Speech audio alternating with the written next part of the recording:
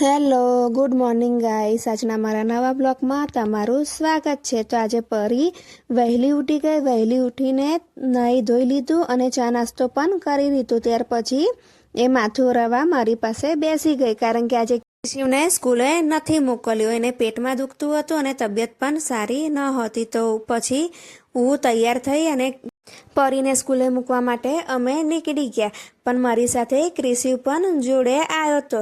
અને આજે પરી એવું કહેતી હતી કે મમ્મી આજે ક્રિશિવ સ્કૂલે નહીં ગયો, એટલે હું કાલે પણ સ્કૂલે નહીં જાઉં। તો મેં એની વાત માની અને આજે હસતા હસતા સ્કૂલે ગઈ।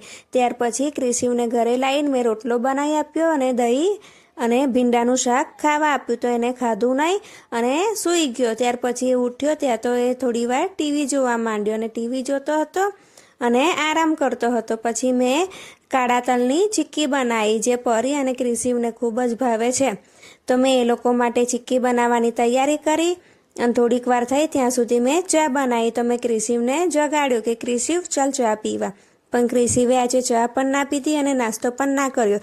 પણ એને સારું લાગે એટલા માટે મેં લૂડો રમવા માટે કાઢ્યો અને ક્રિશિવને ચશ્મા પહેરવા આપ્યા। તો જુઓ કેટલો સરસ લાગે છે। અને પછી પરીને સ્કૂલે લેવા જવાનો સમય થઈ ગયો, તો હું ક્રિશિવ પરીની બેનપણીના ઘરે ગયા। ત્યાં એ ઝૂલો ઝૂલતો હતો અને પરી અને એની બેનપણી નીચે રમતા હતા। આમ થોડોક સમય થયો પછી અમે લોકો કેક લઈને ઘરે આવ્યા, કારણ કે આજે અમારી એનિવર્સરી હતી। અમારા લગ્નને 9 વર્ષ પૂરા થઈને 10મું વર્ષ શરૂ થયું ગયા। અને પરી અને ક્રિશિવ બંને કહેવા લાગ્યા કે આજે અમારે મંચુરિયન ખાવું છે। તો પછી મેં એ લોકો માટે મંચુરિયનનો ઓર્ડર કર્યો। ત્યાં સુધી એ લોકોએ સલાડ ખાધો, ત્યાં સુધી તો મંચુરિયન આવી ગયું અને એ લોકોને ખૂબ જ મજા પડી। પછી સાંજ પડી એટલે ઘરે આવ્યા અને પરીએ કહ્યું કે આજે મારે બાગમાં રમવું છે મારી બેનપણી સાથે। તો બંને પકડા પકડી રમતા હતા અને હું ત્યાં બેસી ગઈ ને આજનો અમારો દિવસ આમ જ પૂરો થયો। તો મિત્રો, અમારો બ્લોગ કેવો લાગ્યો એ અમને અવશ્ય કહેજો। આવજો।